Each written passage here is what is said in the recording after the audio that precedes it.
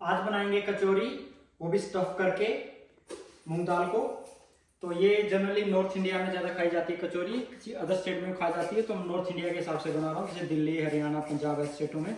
तो सबसे पहले दाल लेते हैं और उसको भिगो देते हैं कुछ घंटे के लिए। दाल ले ली मैंने, इसमें मैं गर्म पानी डाल देता हूँ। और जब तक हमारी दाल भिगती है हम क्या करते हैं, डो रेडी इसका। इसके लिए ले लेता हूँ मैदा,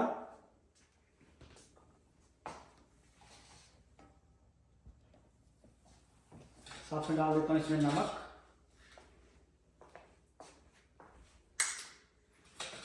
थोड़ा सा ऑयल। इसमें मिला लेता हूँ अच्छे से।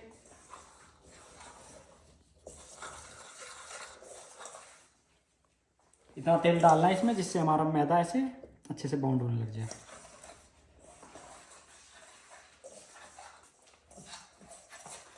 अब इसमें मैं धीरे धीरे पानी डाल के इसको अच्छे से डब लगा लेता हूँ।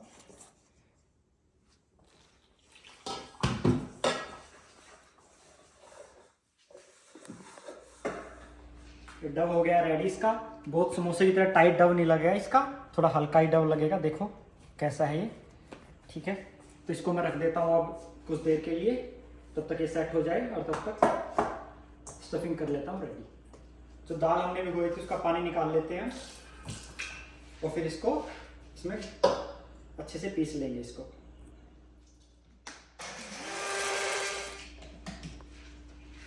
दाल हमने पीस ली है, इसको थोड़ा सा दरदरा ही रखना है, बिल्कुल अच्छे से बारीक नहीं पीसना है इसको। सारी दाल हमने निकाल ली है, अब इसको करते हैं फ्राई। अब स्टफिंग के मसाले को कर लेते हैं थोड़ा सा फ्राई। तो उसके लिए मैंने एक पैन लिया है और पैन में ले लेता हूं मैं थोड़ा सा ऑयल।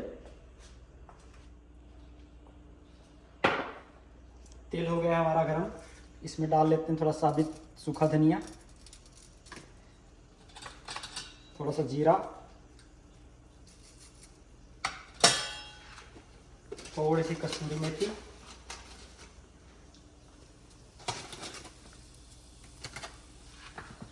इसको अच्छे से मिक्स कर लेते हैं।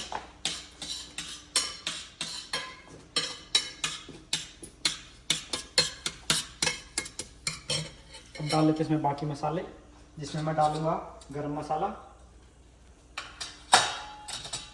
नमक, लाल मिर्च पाउडर, थोड़ी सी हल्दी,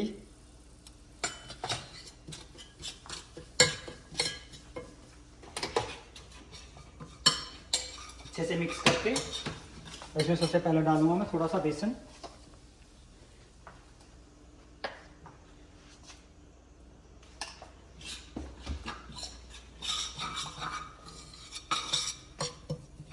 बेसन को पका लेता हूँ अच्छे से मैं।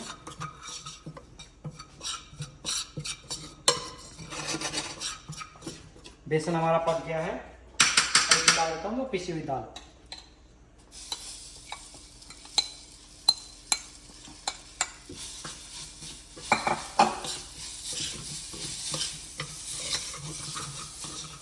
अच्छे से मिक्स कर लेता हूँ इसको भी। अब लास्ट में डाल लेते हैं इसमें थोड़ा सा चाट मसाला।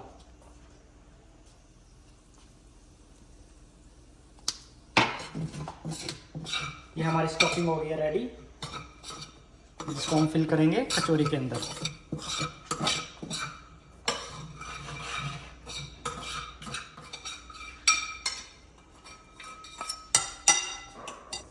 तो हमारा डो भी रेडी है और मसाला भी। तो इसकी कर लेते हैं स्टफिंग। तो इसको ऐसे नहीं तोड़ना, सबसे पहले तो कचौरी बनाने के लिए इसको अच्छे से मुलायम करके इसको ऐसे तोड़ना है।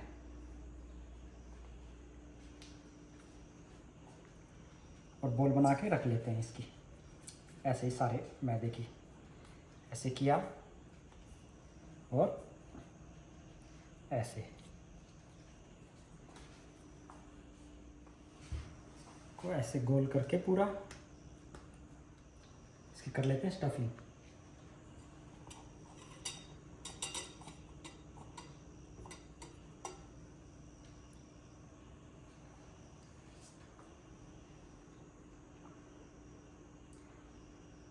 ऐसे करके इसको बंद कर दो यहाँ से, ऐसे।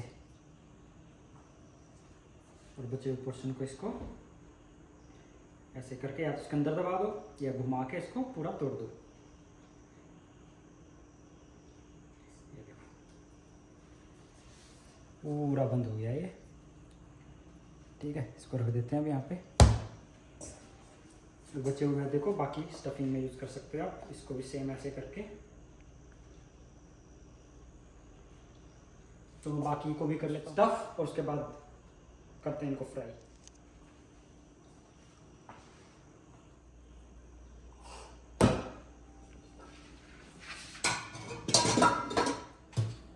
अब इनको करते हैं थोड़ा चौड़ा। इनको बेलन से नहीं बेलना है, बस हाथ से ही थोड़ा फैला देना है ऐसे।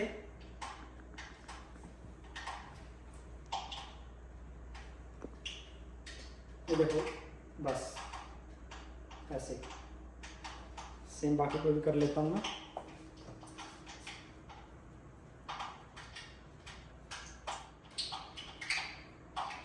हमारा तेल हो रहा है गरम, तो इसको मीडियम से लो के बीच में रखना है, हाई पे नहीं रखना। तो जब हमारा हो जाएगा तब इसके अंदर मैं डाल देता हूँ ये हमारी कचौरियाँ।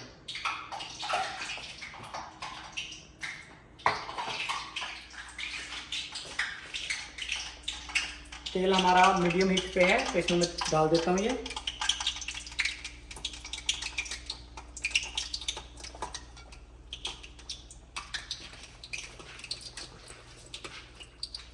कचौरियाँ भारी होती हैं तो इसलिए नीचे से लगने का डर रहता है, इसलिए इनको घुमाते रहो साथ के साथ। कुछ देर के बाद तो ये फूल के अपने आप ऊपर आ जाएंगी, लेकिन स्टार्टिंग में बस इनको चेक करना पड़ता है थोड़ा सा। देखिए भाई कचौरी का कलर चेंज होना स्टार्ट हो गया है। ये देखिए, ये थोड़ी सी अगर आप ध्यान नहीं देते तो नीचे लग जाती हैं ये, तो इसलिए बार बार इसको हिलाते रहो। और देखो कलर चेंज हो गया है, अभी थोड़ी सी और पकेंगी ये देखो। तो ये देखो हमारी कचौरियाँ हो गया रेडी। इनको निकाल लेता हूँ मैं।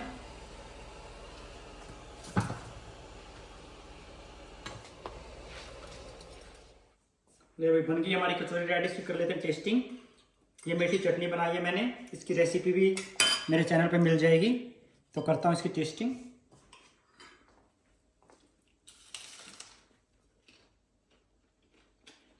वाह भाई बहुत ही मस्त, अमेजिंग।